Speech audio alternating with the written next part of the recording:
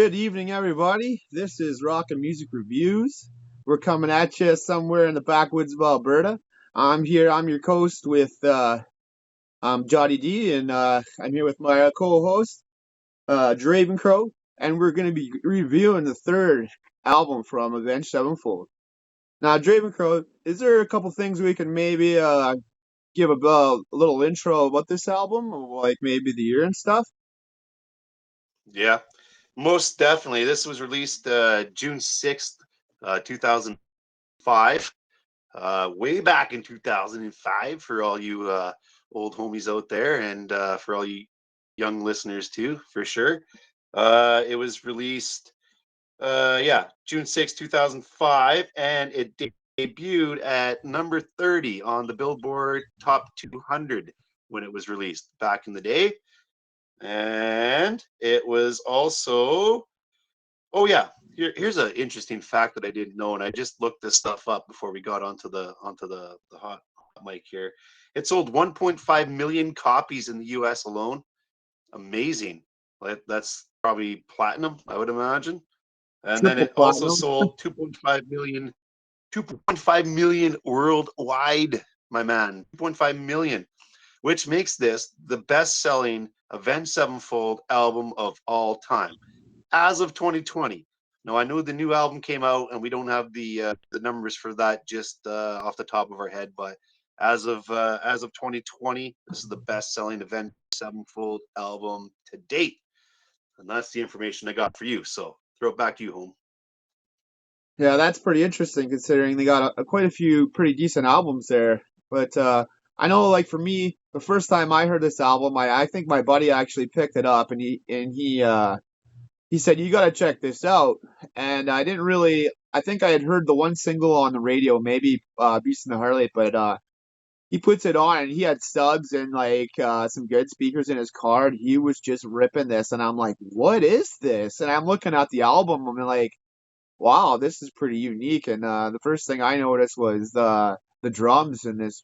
But let's just maybe give me a little intro, like maybe the first time you kind of give it a full playthrough. I know like, you heard some songs back in the day, but what maybe like when did you play out this album like playthrough here? Yep. Well, that's a pretty good question. And as per our last video, we'll have to understand that Nightmare was my real introduction to Avenged Sevenfold, and we did that whole video on that, and I explained that going through. But Beast and the Harlot, I think, was my like real listen to, and I do believe that was on a little game called. Wouldn't help me out here. Guitar Hero 2. Yeah, yeah, we looked that up. Guitar Hero 2, I believe it was. I thought it was 3. Jotty said it was 2. I'm gonna go ahead with Jotty on this one. Yeah. So it was like that ultimate end of the what do you call that? It wasn't This uh, pretty hard song in the game. I think a you were track. saying, right? Yeah. Anyways, I'm trying to play this stupid thing on hard, and I don't know if you guys ever played this game, but playing it on hard was impossible. I mean, stupid, ridiculous, impossible. And that's the first little shot I got of Beast and the Harlot from Avenged Sevenfold, and I guess that would have been what 2000 and oh geez, 2000 and something. Anywho, 5, 6, yeah, in there. But yeah, that's kind of my first go around on this one. So I got into Avenged Sevenfold a little bit later into the game, 2010, and then onward. And then my man here introduced me to all the older discography and backwards, and so I kind of got into more of it that way. So shout out to my man here for hooking me up with that. Yeah, I mean, like this was my first intro to Avenged, and it's kind of stuck with me. And I don't know, I just I got introduced to it, and I think I just heard the one song on the radio, like I was saying, and um, just listening to the whole album through, like in the car, and it being like really loud and hearing like all the tones in this, something I never heard before. It's definitely a unique sound if you never heard even Avenged before. But just gonna quickly get into like how I know like you said last week we did Nightmare album and you know this time we're doing City of Evil and it's just I think Draven Crow had said like let's just do one Avenged album and then like back to back let's do one more, kind of cool. So I know we'd probably be doing something like that in the future, just doing one or two albums or a couple albums from a whole uh artist to just kind of get like a full review of like what that artist is like, you know. So, but I don't know, like what was first some of the first things kind of you're hearing when you kind of heard the whole album? Yeah, it's got a tone to it on 110%. And like you were saying, the drumming is definitely front stage and full and present. Like it's a very unique style to it. M Shadows, man. Oh, dude, I can't say enough about this guy. His vocal styling is amazing. He sounds like me. I got a little bit of a nasal thing going on, and some people will say that in the comments. Oh, M Shadow's a little bit nasally, and I'm like, yeah, that's okay. That's no big deal, man. I love M Shadows. His vocal styling has progressed so much as he's gone along, but this one for sure is a unique style. I don't know. We talked about this earlier. Is it emo? Is it a little bit of goth in there? Is it some punk styling in there as well? And then you got to throw in like the Rev. I'm pretty sure he was a big influence on writing this album, which just comes through in the style and the whole style, the vocal styling, the drum styling, the guitar styling. I mean, it's carnival meets goth meets emo meets punk. It's all those things. So what do you think about that? It's definitely a genre of metal. I mean, like to categorize it as one thing, it's pretty hard to do, I think. Um, but yeah, just me listening to it, just hearing just a lot of cascading like epic finals to some of these bigger tracks, right? I mean, obviously like the Beast and the Harlot and the City of Evil and even the Seize the Day, you know, they're the kind of the commercial hits, and you can tell the rest of the album like some of these other tracks that are longer are just epic. Like you're coming in with choirs and like symphonies, you know, and so I know at the end of Sidewinder, he does a solo, like a Spanish solo on the guitar. From what I've heard, it was actually Sinister's dad who did the soloing for some of the tracks that do that type of Spanish guitar, right? And so that's cool. For real. That's cool that they were able to like influence his dad to bring him in and do like a little bits in there, right? So um yeah, I don't know. Like, what do you think? So we're gonna maybe just need to go through with me a couple like your favorite tracks, or like what do you think Oh that yeah. like first time going through? Like, obviously you've heard the ones before that like you had already heard, probably City of Evil and Beast and Harlot, but like which other ones would you say stood out to you, or like what's some of the favorite tracks that you got? Well, I'm gonna take this little bit of a second just to plug my own Seize the Day on here. I know that was a big commercial success and it was radio friendly. This is my least favorite track on this album. And honestly, if I could like take this track off of this album, it would make this album 10 ways better for my personal taste. It's not a bad song, and I'm not dissing on Seize the Day, but you can definitely tell it was geared for the radio and maybe some more commercial friendly appeal and so on and so forth. Uh, it's not a terrible song. It's just not my favorite. So that aside, I love Sidewinder. I think Sidewinder is just a wild track, man. Um, Beast in the Harlot, sure. Backcountry's right up there, and I did love Strength of the World. Love that track. That's a good one too. I noted that down. Just got a good banger on that one. Just a good flow through. So uh don't hate me out there for hating on Seize the Day. I know people love that and stuff like that, but just not my jam on this one. But how about you? What's your favorite tracks? I think like when I first heard the like I would say like let's minus out the Harlot and the City Vivo, like other tracks on that one, like the first one that really kicked me was probably Blind and in Chains, because the Rev does this, like, if you haven't heard it, he does this double bass section of it, and it just goes together so well. And that was probably the first track that really like got me, and Strength of the World, like you said, right? And then just re-listening to it over the last week, I get a new appreciation for that Sidewinder. And I know that there hasn't been like a actual like a music video for that, but I did stumble upon a couple people's videos that they made to it, and it wasn't too bad. And you can also find, which is kind of interesting, somebody put together a couple tracks from that album with AI of the Revs singing instead of M Shadows, and it's kind of an interesting go to, like if you want to just hear it from a different perspective of as if the Revs sang it. If you like some of the Revs old music, right? So it's kind of interesting to check that out if you haven't checked that out. Homie, anything the Rev does, vocally, drum wise, musicality wise, I'm all in for the Rev. So, yeah, I'll have to check that out. So, what was the name of that again? I'll send it to you. Maybe I'll put the link in the description. Yeah, I can't, put the off the link in top the of my head, description. I can't remember what the page was called, but if you were to That'd be type so cool. Strength of the That'd World, be so cool. Strength Yeah. of the World sung by the Rev, or Strength of the World AI Ah, Rev, you'll get it. wicked. Yeah, That's wicked, man. That's yeah, totally wicked. yeah. 110%, man. Super cool. Yeah, I mean, you nailed it on the head there. I totally forgot about "Burn It Down" as well.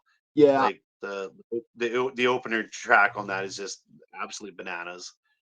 M Shadows, his vocal style is amazing. Everybody in this whole ensemble, I could go on to videos about each individual person and what they bring to this band, and yeah, that's why it's one of our, if not our favorite band I would say per se. I would say too. There's I think there's one track called "The Wicked End." That one is pretty cinematic as well. It's got that Yep. epic flow at the end. That's kind of it's got some length to it. If you Yeah, like man. longer jams, I mean that one's definitely.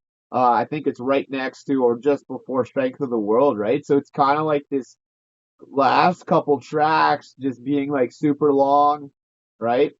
So just kind of going into like what would you think? What would you rate this album for an Avenged album? Man. Yeah. So another tough one because it's an Avenged album and it's going to be in the nine pluses. Uh, I think they really hit their stride with this one. Like it just had such a tone to it. It has a personality. It's just like a 1 through 11. Less my least favorite song out of the album, but no big deal.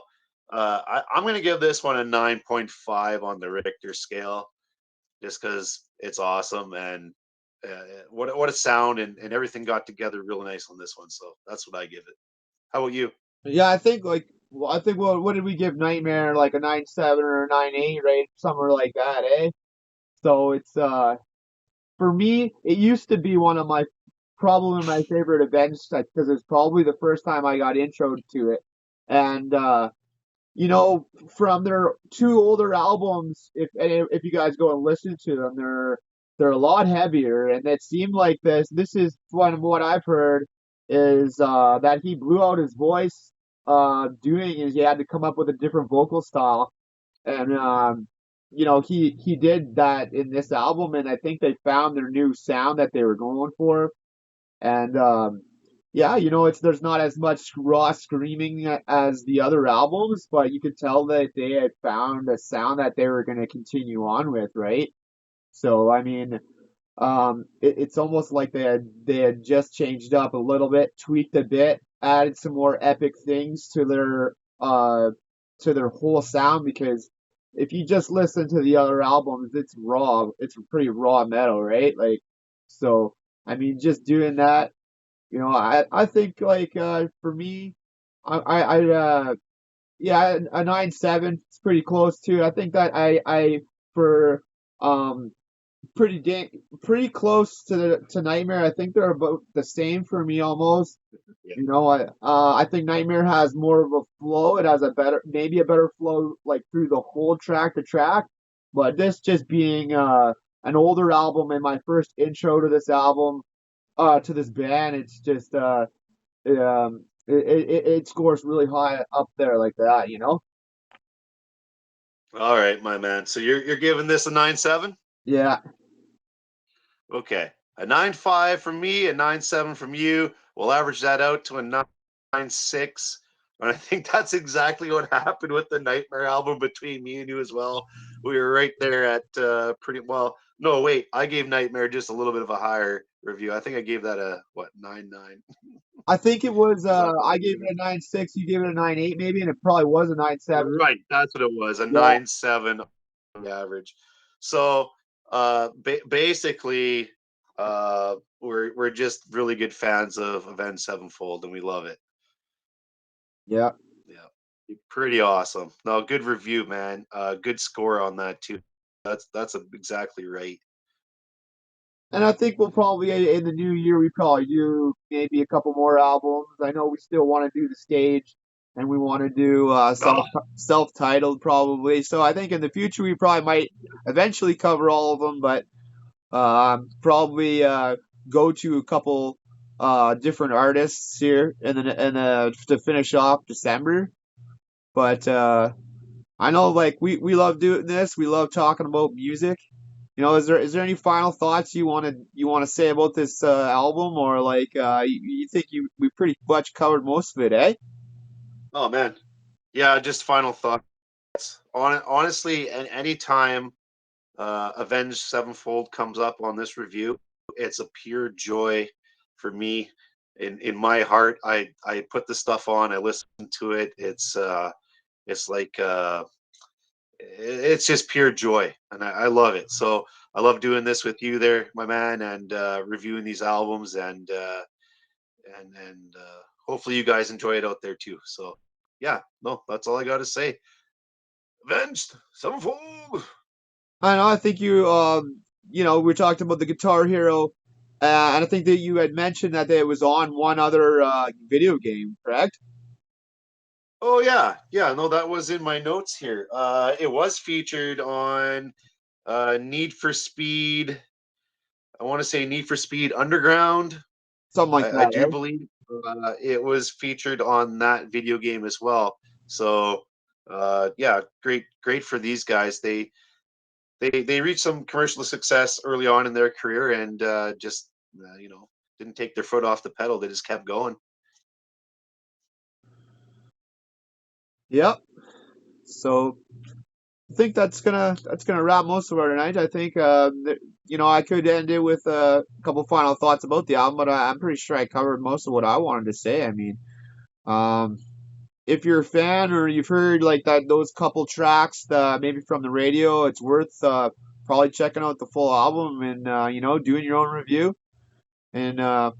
in the future, I think when we get a few more subscribers and maybe get more interactive, we might do our thing that we usually do with each other, where we send each other. One guy will send three different artists, song or albums to pick from, and the other person would have to pick one of them. And we could float up a survey on our page. When there's enough people wanting to interact with that, and we throw up three albums, and then you guys pick one. So, I know we're excited to get to that kind of level with our cast, and like we said, we just love talking about music. And if you guys got anything you want to add to the comments, go for it. And I think we're gonna wrap up our night. It was this solid review. Well, I'm stoked, man. You're gonna have to send it back to me with your picks now. It's up to you. Oh, it's my turn. All right, this is fun. Yeah, you know it, homie. All right, All right, guys. Peace out. yeah. You guys have a good night.